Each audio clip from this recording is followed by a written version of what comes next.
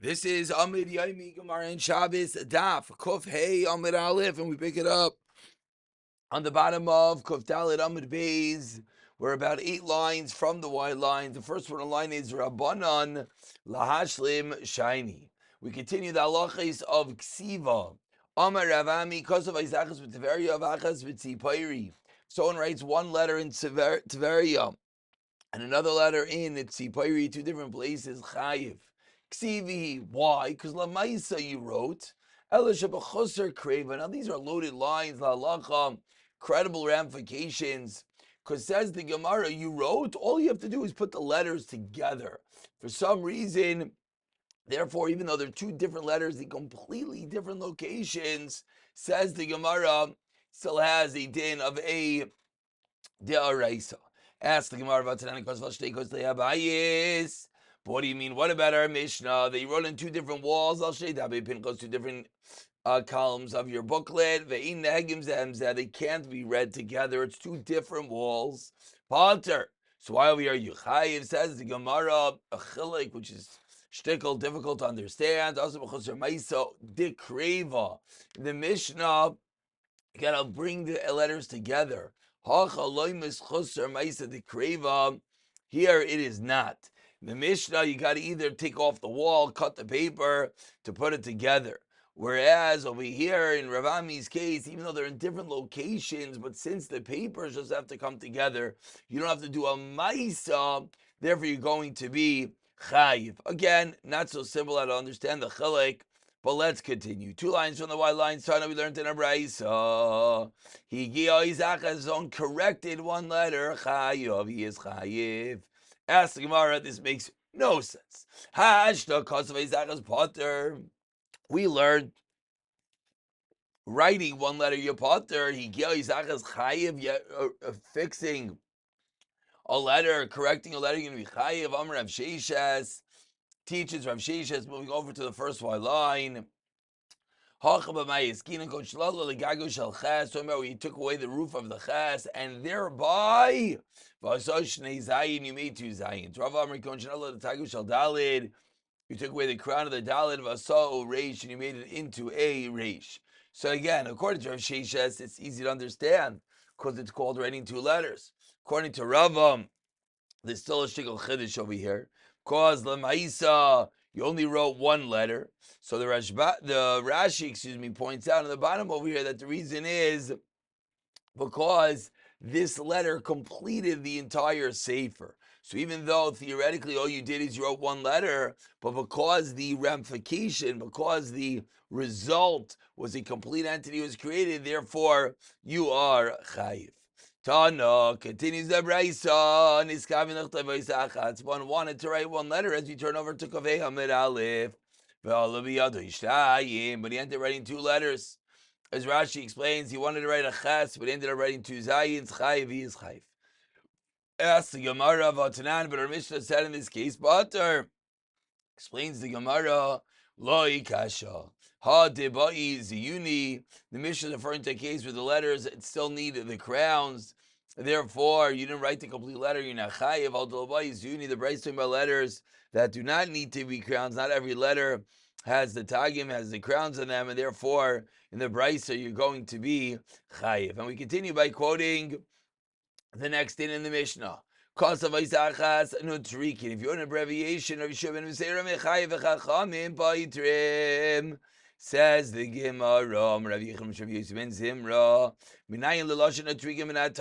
do we know the word Noitrikin Shenemar? Ki Av Hamoin Goyim Nisaticha, Av Hamoin, father of a nation. The Aleph Beis stands for Av Nisaticha L'Umais. Kadosh Baruch Hu is saying, I made you an Av. This is a pasuk in Bereshis by Avram Avinu. That Av Nisaticha L'Umais, I made you an Av to the nations. Bachar Nisaticha L'Umais, I made you a chosen one amongst the nations. Hamoin, Hey Mem Vav Non also is an intrigue, and it's an abbreviation for Chaviv Nisaticha B'Umais. Chaviv as the Hey and Ches are interchangeable. Beloved, Melech Nisaticha B'Umais, a king. Vasik Nisaticha B'Umais, distinguished. Ne'aman Nisaticha L'Umais. Gemara continues with another abbreviation of Yechanan Didei Amar. Anoichi Nintrikan. The first of the Seres Adibros says Anoichi. The word Anoichi stands for Ano Nafshi Ksivta Yahavis. I myself wrote and gave the Torah. Banan Amri Amir Ni'ima Ksiva Ahiva.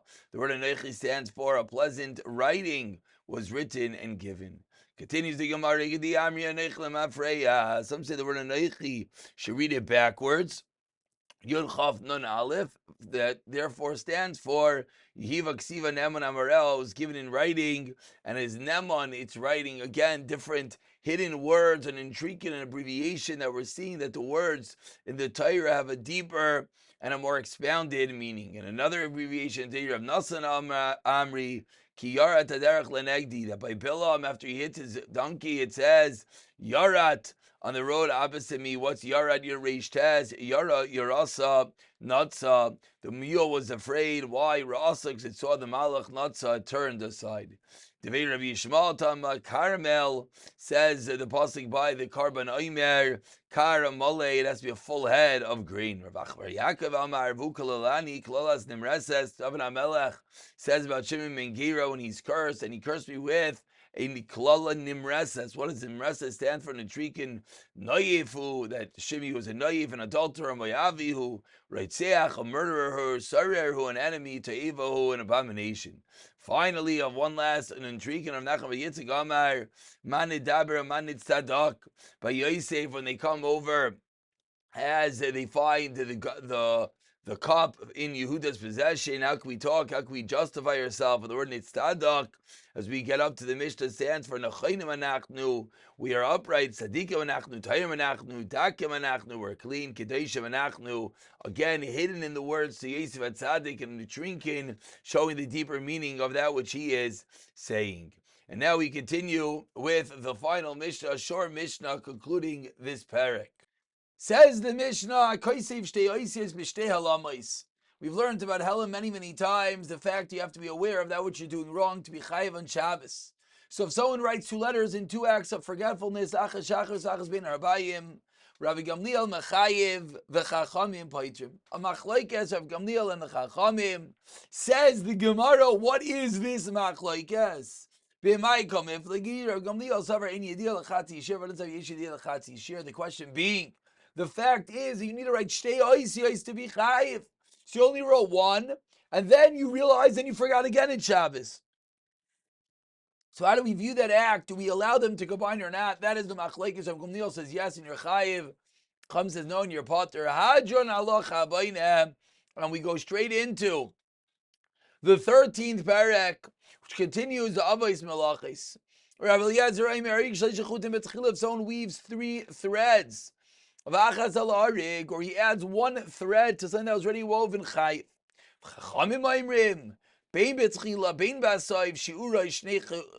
It's always a minimum of 2 threads. If someone sets 2 batinirim, this is setting the weave, the heddle eyes, literally. Different parts of the loom, excuse me. Benafar giver of a sal, a fine sieve, a coarse sieve, a basket, chayiv. You sew 2 stitches, or you rip in order to sew 2 stitches. Similarly, one will be chayiv. Says the Gemara, he learned 2 that you have to sew 2 threads in order to be chayiv. Thick materials versus thin materials. When Rav Eliezer said that it is 2, then it is thin materials. When the Mishnah said 3, that is a thinner material. So that's one way of explaining it. So the Gemara explains, on the second wide line, if thick threads are used, 3 threads will not unravel. Whereas Trey Sasri, so it's not as simple as I said originally, that if it's thicker threads, you requires less. Says Gemara, no. If it's a thicker thread, then it needs more to keep it from unraveling. Trey would be the opposite. Katini. If thin threads are used, then Trey Nami Loy Sasri, then 2 of them will also not unravel.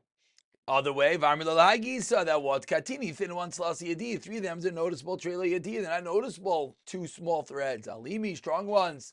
Treinami Yadia. Tanya, we have a brisa on the fourth wide line that elaborates a bit deeper on the din of the Mishnah. If someone sews 3 threads, or he adds 1 thread to a woven fabric, chayiv, says the Mishnah. Is what shir shnei chutin ubasaf on the edge, shnei chutin bereichav shloisha batinirim, 2 threads in the width of 3 batinirim.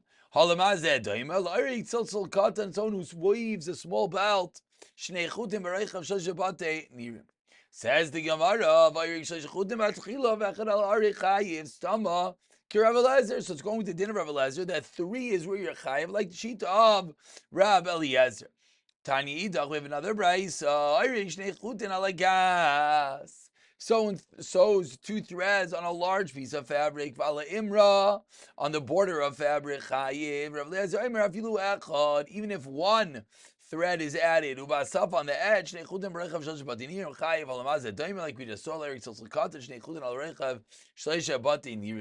and the Gemara concludes, stomach rabbanan. So this second brisa is the exact opposite. Stomach rabbanan, that what 2 threads, or is that what you are chayiv? When we'll pick it up from here, b'siyata dishmaya.